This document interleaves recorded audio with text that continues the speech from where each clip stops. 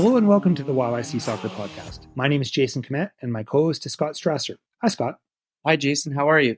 Pretty good. We're recording this on Thursday evening and we're heading into a long weekend here. So it's kind of nice to have a bit of a break and reflect on the upcoming season. There's a lot of stuff going on right now. Yeah, the outdoor season is fast approaching. The Canadian Premier League season is fast approaching. Feels a bit like a Friday since I don't know about you, but I'm not working tomorrow. So same here.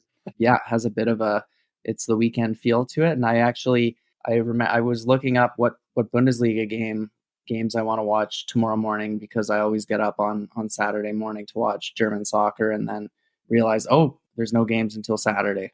And tomorrow's not Saturday. So if you are a new listener to the YYC Soccer Podcast, Scott, could you tell us what it's all about? So we don't actually talk about German soccer. We focus on soccer in Calgary, and we talk about it at the amateur, collegiate, and professional levels.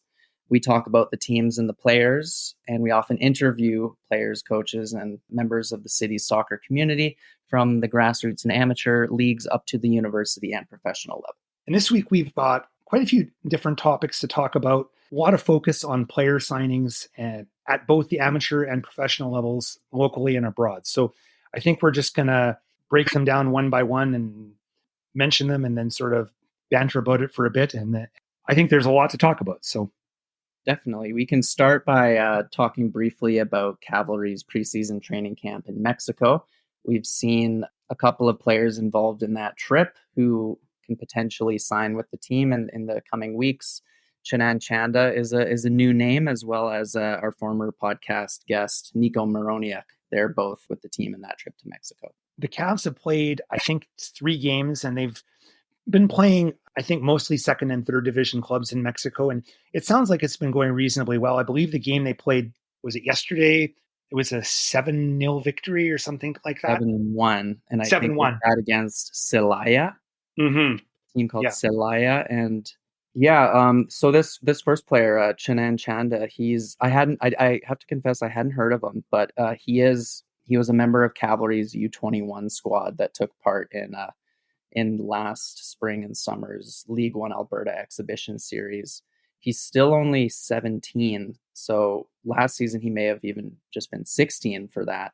But no, he's a Calgary West and Calgary Blizzard product, 2006 born, already physically developed. I mean, you look at him and you think, okay, that guy's got to be like 20 or 21 years old, but no, he's only 17. But I was watching a highlight video of him that Northern Tribune included on an article, I think today or yesterday, and he's blowing by his opponents in this video. He's very fast at dribbling with the ball, attacking defenders, but that highlight reel appears to be like a youth soccer level. So not sure if it was like U19 or U17, but no, he's been with the club, Cavalry, in this preseason trip to Mexico. And then you and I have talked about Nico Moroniak quite a bit, and we actually talked to him earlier this year. So I wasn't too surprised to hear that he's with the club there.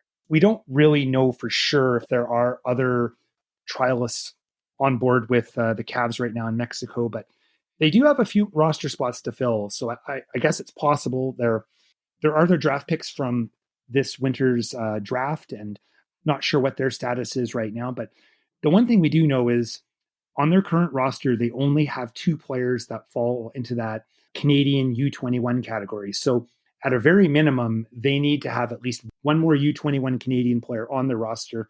And then, of course, there's the minutes requirements for those players in the league. And if you were listening to us last year, we did quite the countdown there because we were getting right up against the wire, and the Cavs didn't have the numbers until pretty much the very end. Yeah, there was only 1 game to spare or something like that before they reached the threshold. They seem to usually produce a couple of U19, U20 players every season, but they often go on to bigger and better things, right? If you think about some of the young players that Cavalry has brought through, such as Victor Latourie, Arabin Pepple, for instance.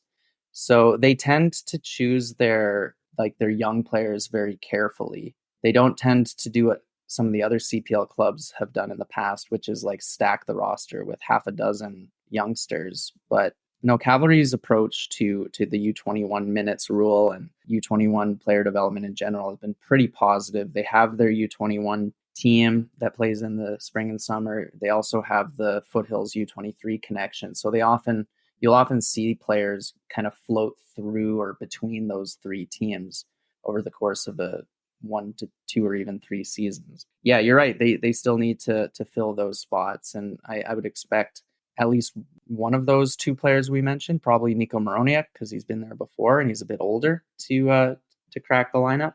Yeah, he got some minutes last year, but yeah, that would make a lot of sense. And we know, getting back to the whole U21 thing, Mail Henry will still fall into that categorization. And based on what we saw near the end of last year, I think we can expect that he's going to be getting his fair share of minutes, barring injury, this upcoming year. He looked really pretty good in the later stages of the year and definitely was getting some minutes.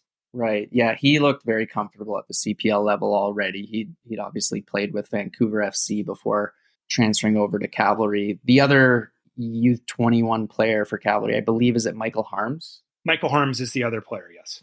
So what we do know when it comes to U21 players for Cavalry is it will not be Christian Greco-Taylor, who we've learned recently signed with Pacific. Christian Greco-Taylor got on our radar screen here because he's a Calgarian, and he was called up and played for the Canadian U20 team in their most recent tournament and showed rather well.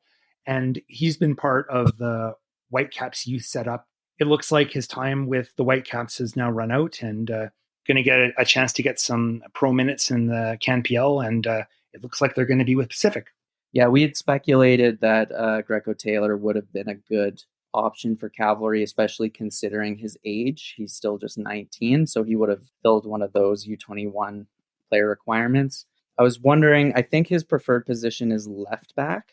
I think so, yes. And so if he did join Cavalry, he'd have some competition with Bradley Campbell for that spot. And I don't know if that factored into his decision or not. He has been playing out in BC for a while, and I'm sure he's been on the radar of both Vancouver FC as well as Pacific. So not too surprising of a move, but I think there were some Cavalry fans who were holding out hope that he'd be connected with the club this year. Another player we can talk about, Calgary native Dominic Zator. He's extended his contract with Korona Kielce in Poland's top flight.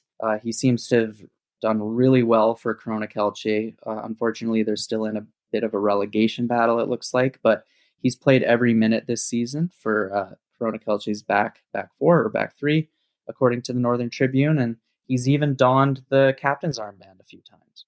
Yeah, he's really settled in there well. As we have talked about before, he basically arrived in Poland and really started to play. He got into the lineup very quickly, and he's really established himself as a real presence, a real rock there. He eats up a lot of minutes. He's taken on a leadership role. So it makes sense that he would sign on for another year and a bit, I guess. And I guess the next question is, does he get on the radar screen of the Canadian men's national team or not? Because he's been kind of on the fringes. He's had a couple of appearances. He hasn't been called in by the interim coaching staff. Who knows who's going to ultimately take over that position and what their viewpoint will be on him. But no, he's, I think, did he make the preliminary roster for this recent game against Trinidad? He did, but the preliminary roster was like 40 some players. So if you weren't on that roster, it would be more telling than if you were, because that would mean you're really not on the radar screen. So, it would be pretty hard to not get on that roster. So I'm not really sure how much you can glean from that per se. I'm not sure what more he really needs to do to be on that radar of Mauro Biello, but he's definitely performed well for Korona Kielce, it seems like. So he's 29 now, prime of his career probably. So I think he just has to keep doing what he's been doing, and hopefully an opportunity with the national team will open up for him. I know how motivated he is to play for Canada. Let's stick with the topic of international soccer. And one of the most notable alumni of Cavalry FC, Mo Farsi, has had a great couple years with Columbus Crew in MLS.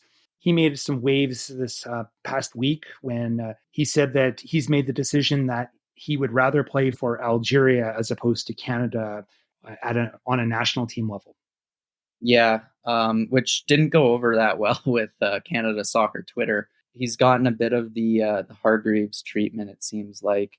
I honestly don't really blame him. I mean, Algeria is a great team. They've got, Riyad Mahrez on that team. They regularly qualify for World Cups. We obviously can't ask him why he decided to choose Algeria instead of Canada, where he grew up. But, that's a personal choice that every player has the right to make. So I don't blame him for making it. But it is, of course, like I would have preferred to see him opt for Canada. I don't know how much he would have played for Canada. I think his preferred position is right back, which I think Alistair Johnson kind of has on lock.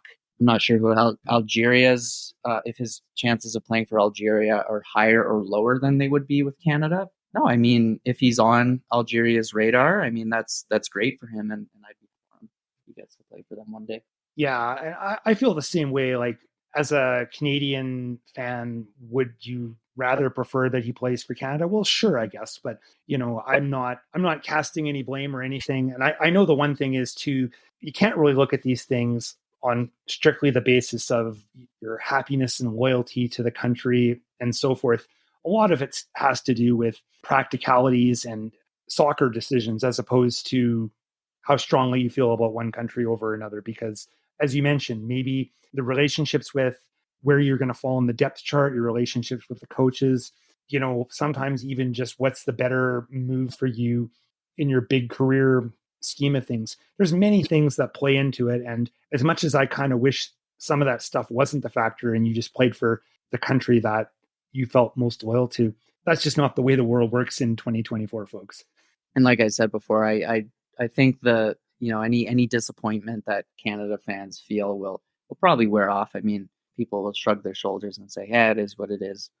So moving on, then we can talk about players at lower levels, but also from an international perspective. We've found out that former podcast guest Adam Huskic is currently playing in New Zealand for Christchurch United.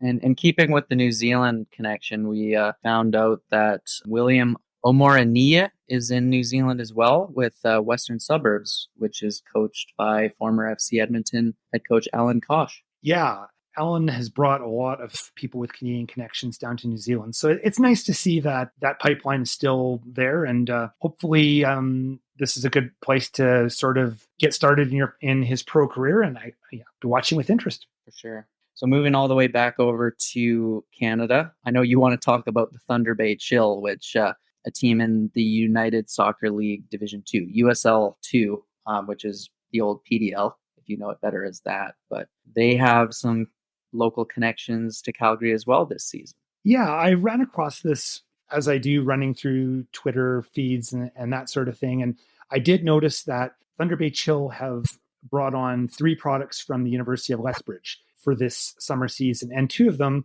are Calgarians.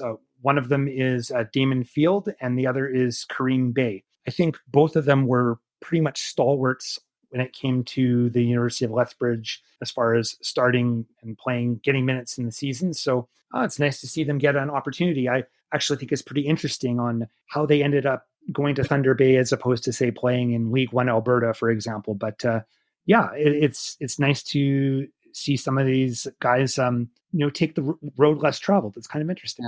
Yeah. And you were talking to me about Thunder Bay Chill before we started recording and had some stuff to say. Like, they're a team that always tends to recruit players from it seems like random places almost, but they always seem to do quite well in USL 2. Yeah, they've been around. Actually, I just checked it. They've been around since 2000. So they've been playing at that PDL level for 20 plus years.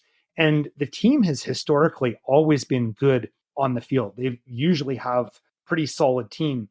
The thing I find strange about them is that they don't have very many, if any, local players. And typically speaking, they don't even have very many Canadians on the roster. It's a very interesting recruiting method. I think a lot of the players are non-American, like foreign players that are playing at NCAA schools and are on scholarship, and they end up in Thunder Bay for the summer. But I don't know exactly the details of how their program works, but hey, kudos to them. How many soccer programs at that level in Canada have survived for basically a quarter century. So that speaks quite a bit unto itself. Oh, absolutely. I mean, I didn't know any of that until you shed light on it earlier today. But PDL's well, it's not called PDL anymore, but it's expensive, right? Like there's a lot of travel. I imagine there's player billeting and things like that. So the fact that they've stuck around for almost a quarter century is pretty remarkable. And Thunder Bay is a medium-sized city by Alberta standards, but it's a pretty small town in Ontario, relatively speaking.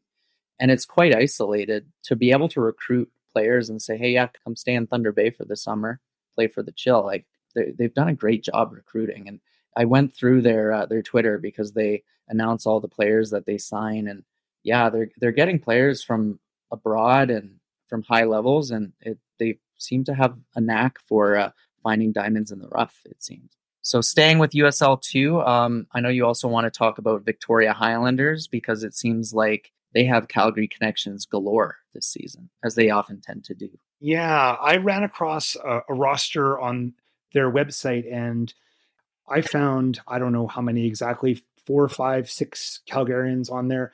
A couple names that I'll mention, I think of note. Sine Hale, I believe I have that right. He played for State this past year. He's on that roster. There are a couple of brothers, the Jeftic brothers, Luca and Marco. I believe they spent some time in Europe last year, and they've signed on to play for Victoria. And there are a few other players that I believe have Calgary connections, such as Ethan Monahan and Wyatt Davis. And there probably are a couple others that I'm not even aware of. But and also there's a coaching connection, I believe, longtime Calgary player and coach Francesco Bartolo. Francesco Bartolo. Yeah, he actually, I used to play against him growing up. He was with Villains, but I know he has been involved with Highlanders for a long time, probably dating back to his like late teens, early 20s. So I know he may be player coach now. I think that was his role last year. So okay, yeah, I think he's been with Highlanders a long time. The Calgary connections make sense for that program if you think about. I think Thomas Niendorf is still running it, right? And he has lots of existing ties to Calgary from his time coaching here.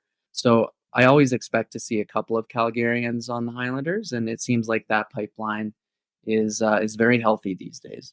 Let's delve into League One Alberta because we've started to see some player announcements over the last week or so. So let's break them down here a little bit. Scott, where do you want to start? We can start with Calgary Blizzard women. They've announced two of our former guests, Lauren Houghton, goalkeeper, as well as Rachel Barlow, both from the University of Calgary, and then Sophia Di Giacomo as well. So those are 3 returning players, I believe, and I would expect that we'll be seeing more returning players as the announcements go through. But yeah, they were all pretty major components to that club last year. So more to come, I'm sure.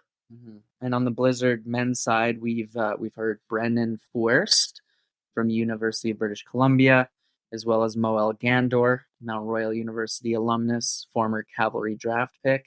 And then just before we started recording, I saw that Jonathan Walter, who's from Mount Royal University, is their latest signing announcement. Mm-hmm. And the one thing I'll mention about Brennan Fuerst, he was at UBC, and he was the Canada West Rookie of the Year last year. So that's a nice feather in his cap for sure. Moel Gandor, why don't you talk about him for a bit, Scott? He's a well-known person in the Calgary soccer world. Yeah, he had a really good university career with Mount Royal. He even got named Canada West Player of the Year in 2021.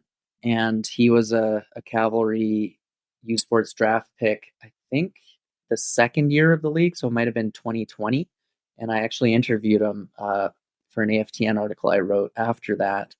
So I've kind of followed his career with interest ever since. And I did expect him to at some point make the step up to a professional level, and I would imagine he's still keen on that.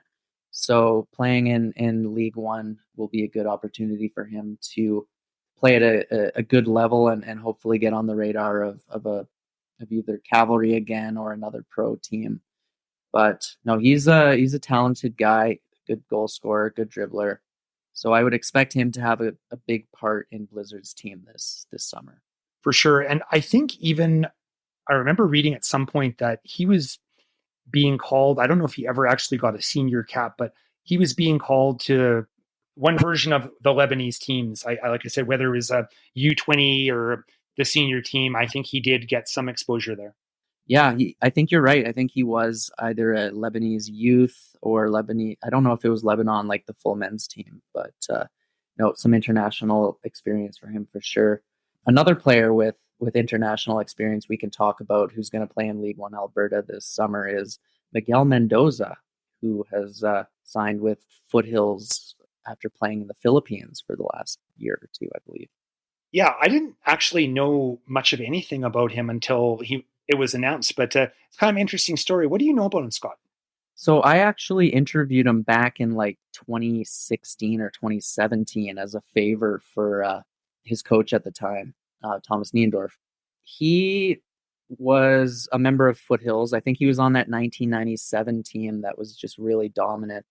And he went over to Victoria to play with Thomas's kind of boarding school program that he had going on there. I think it was called Pacific Soccer Institute, like PSI, and he excelled there. So Thomas got him an opportunity in Germany. I can't remember if it was like a full-on tryout somewhere or just a training opportunity, but he was going over to Germany at the time that I talked to him. And I remember, I think it was last year or the year before, where I was kind of like, whatever happened to that guy? And I did some Googling and found out that he was playing in the Philippines top flight. And then I found out more recently that he'd actually played for the Philippines national team. Pretty cool story. And his story seems to have brought him full circle back to where he grew up. It'd be interesting to hear a little bit about what the soccer life is like in the Philippines. I've been kind of really fascinated about what's been going on there ever since the women's team made the World Cup, and they had a roster packed with players that had Philippine heritage, but actually hadn't grown up in the Philippines. I think a lot of players from California and throughout the States and into Canada. It seems like the Philippines is trying to really boost up its status internationally, and sounds like he's been a part of that. So yeah, interesting stuff. Yeah, this is just an anecdote, but I read this book called The Bottom Corner. It was all about non-league football in England, right? Like 7th division, 8th division, 9th division, etc. And there was a really cool story about this guy who was playing for a semi-pro team in England. He's born and raised pretty much in England. I think even had an English accent, but his mom was from the Philippines or something like that. And he qualified to play for them based on that. So he went and played for Philippines and became like one of their national sporting heroes or something. You know, he would go fly to the Philippines or somewhere in Asia to play a World Cup qualifier in front of 25,000 fans. And then he would come back to England, work his day job, and then on the weekend play in front of like 350 fans in like the 7th division or 8th division. So it was just a cool juxtaposition.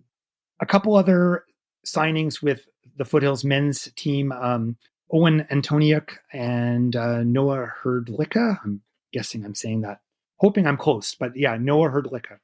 Yeah, he's with UBC, and then Owen Antoniuk was with the University of Calgary. One thing I want to mention, and I don't know if this was the case with Brennan Fierce, but I do know for sure it was with Noah Herdlicka. He was part of that setup. You know how UBC had that team that was in League One BC, and it was called, I think, Varsity FC the first year, and in the second year that team partnered with a First Nations, and they were renamed. But now that team is no longer in League One BC, so that connection between a League One BC team and UBC seems to maybe have gone by the wayside, and that opens the opportunity for a player like him to come back home to Alberta and play in League One Alberta. Yeah, I'm actually really excited about League One Alberta this season. I went out to 2 games last season, and I want to make it out to more this year if I can. It seems like there's some pretty experienced players who are going to be in the league this summer. And just to let you know that we haven't intentionally left anything out. neither of us have seen any signings yet for the Foothills women's side, and Southwest United, to my knowledge, hasn't put out anything yet either for either their men's or women's teams. So we look forward to reporting on some of that once that information gets to us. Yeah, we can talk about the U20 women's camp, the national camp that's coming up in Germany, April 1st to 10th, where they're going to play a series of international games against the U.S. and Germany, and 2 local players will be involved in the trip. Former podcast guest Anna Hauer, who plays for the University of Memphis in the NCAA, has been called, and also Kaylee Hunter, who we've talked about on the podcast quite a few times over the last year. Yeah, I think she's the youngest player on the squad. She's a 2008 born, and I want to say Anna Hauer is is she 2006 born? I think she was in her first year with Memphis last year, so probably right out of high school. Yeah, she's a true freshman last year. So yeah, and they're in Ferl, Germany. That camp is going to serve as preparation for the FIFA U20 Women's World Cup, which is going to happen in Colombia at the end of August, beginning of September. Should be a good opportunity for both those players to get some international experience and show the U20 coaching staff what they've got. So I don't think either player has been a regular call up to the U20 side, and neither one of them were in their last tournaments. So this might be an opportunity for one or both of them to break into that roster going to Colombia. For sure. So their 2 games, as mentioned, U.S. and Germany. The game against the U.S. is on Sunday, April 7th at Stadion am Vorlbach. And then the Germany game is 2 days later on the 9th at Sportclub Arena Ferl. I'm not sure how, I guess, Fubo or what would One Soccer show those matches? I'm not sure if that's on their schedule or not. I don't know. They're friendly, so I would think it's less likely. But yeah, keep an eye out and see if they're on, because it would be interesting to see if they are. But I haven't read anything per se. For sure. So one last topic to wrap up this episode. The Alberta Futsal Provincial winners. Jason, you want to talk about that a little bit?